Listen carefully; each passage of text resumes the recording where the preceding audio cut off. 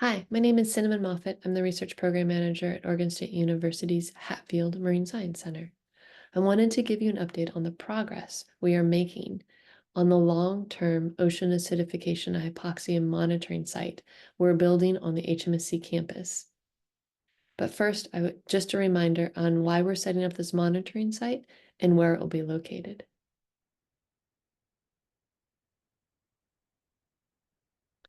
Oregon State University's Hatfield Marine Science Center is located in Oregon's Central Coast in Newport, Oregon on Yaquina Bay estuary. Since the early 2000s, Yaquina Bay has been monitored for OAH and other stressors through a series of short-term monitoring and research projects led by OSU academic researchers, as well as US EPA and ODA water quality managers. However, due to the lack of resources, including funding and staff availability, many of these important monitoring programs have lapsed or their data is not easily accessible. In the fall of 2021, HMSC received funds to replace its pump house, pier, and groin from the OSU Capital Improvement Funds. HMSC took advantage of this opportunity to expand the sampling capacity and to design a separate equipment space in the new pump house for an HMSC Climate Monitoring Station. The old pump house was demolished and a new building with a separate room in a small corner of the HMSC pump house, which houses the new HMSC Climate Monitoring Station, was completed in the fall of 2023. Once the dock remodel was done, we now had a room that was about 50 square feet with a hole in the floor that was about 32 by 12 inches. The grant funding from House Bill 3114 is now supporting the build out of that room for the new climate monitoring station. Here's what we've gotten done so far. Sleds to deploy the water quality instruments into the water through the hole in the floor have been built last summer by an intern in the HMSC Innovation Lab. Winches to deploy the sleds have been mounted on the wall above the hole in the floor. The in-water work was completed in this winter, and guidelines for the sled have been installed and secured to the estuary riverbed below the station. You can see all those things in the video on this slide. The peristaltic pumps and the intake well that will pull water into the room have been installed to support the benchtop instruments. Plumbing for the water distribution manifold is nearly complete, and a switch has been installed so that we have both Wi-Fi and Ethernet into the room. Back on shore, we have been working to get the highly accurate climate grade OAH instruments selected for this project ready for deployment. We have several different types of instruments. One is the YSI XO sonde, which replaces an outdated version that EPA had been using for many years out at the pump house, but YSI no longer supports. The sonde will continue the long-term water quality chemistry set that has been historically collected by EPA. The upgraded sonde is also what EPA uses at other sampling locations up and down the coast. This instrument collects pH, DO, turbidity, temperature, conductivity, and total algae. Our CFOX collects depth, pH, and optical DO. The SUNA collects nitrate concentrations estimated from UV absorption spectra. And the eco-triplet collects chlorophyll A and CDOM concentrations estimated from fluorescence, plus particulate backscatter. These last three instruments were all donated by Seabird. Our first benchtop system will be the Berkelator, supplied by EPA. This system measures a suite of carbonate chemistry parameters critical to ocean acidification: PCO2, TCO2, or total carbon dioxide, temperature, and salinity. With these four parameters, the saturation state of aragonite and pH are determined in real time. For all of us, long-term data set that is accurate and reliable is essential. To meet that requirement, we recognize that we would need to cross-reference measurements from multiple instrument types, and have on hand duplicate equipment to reduce data gaps.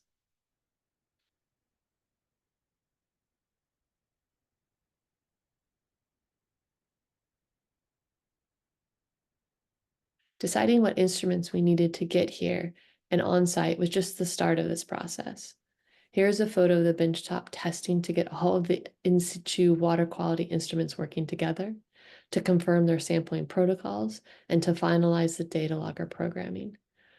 We are excited to have our first deployment to collect test data of the full instrument package this month. Collecting data was just one step of the project.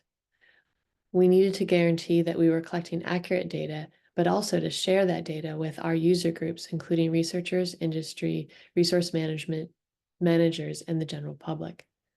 However, the format in which this data would be accessible and meet their needs needed to be tailored.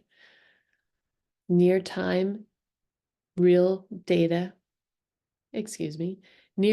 data, long-term data sets, and transformed data were all required. We're now working with our collaborators to design and finalize the data dissemination and management infrastructure. We are also working to install an ocean health exhibit in the visitor center at HMSC. This exhibit will increase the conversation around how climate change affects the oceans and estuaries and improve our visitors' data visualization literacy. Our first set of panels are with the printer now, and we're hoping to have them installed in the visitor center to beta test with our summer crowds.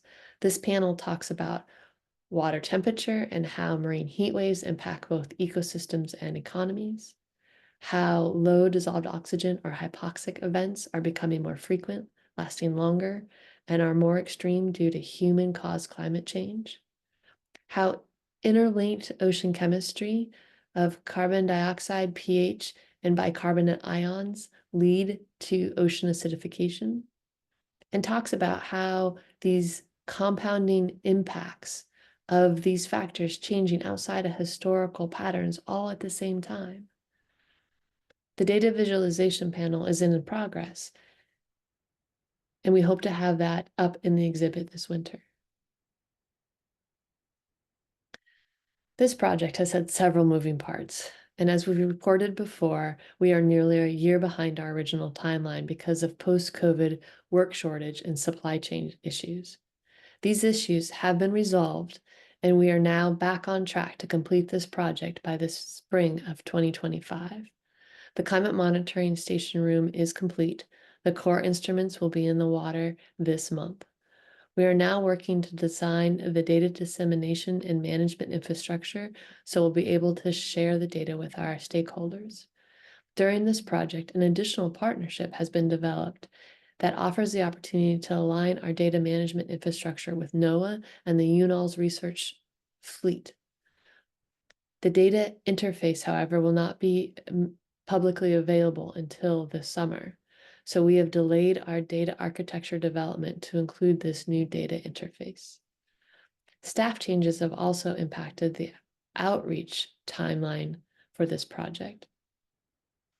These grant funds have been used to tie several new panels together under the ocean health theme and create context panel about changing ocean. However, due to staff changes in the HMSC Visitor Center and in the HMSC Research Support Team, the data visualization panel is still under design and is not yet complete. The new Visitor Center coordinator and a research facilities coordinator have now joined our team and will carry this part of the project forward.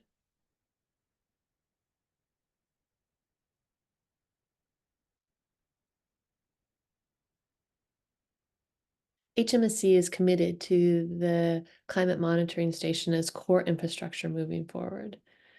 HMSC will own the infrastructure and is building an annual repair, calibration, and replacement cost into its facilities budget, removing the reliance on short-term, unreliable soft funding. Written MOUs are being developed with all of our partners, and Seabird will be committed to repair and replacing damaged and outdated equipment or assist us in making that feasible. Having these agreements in place guarantees the sustainability of the HMSC Climate Monitoring Station long into the future. Thank you so very much for listening to this presentation, and please don't hesitate to reach out to me if you have any questions about this project. Thank you again.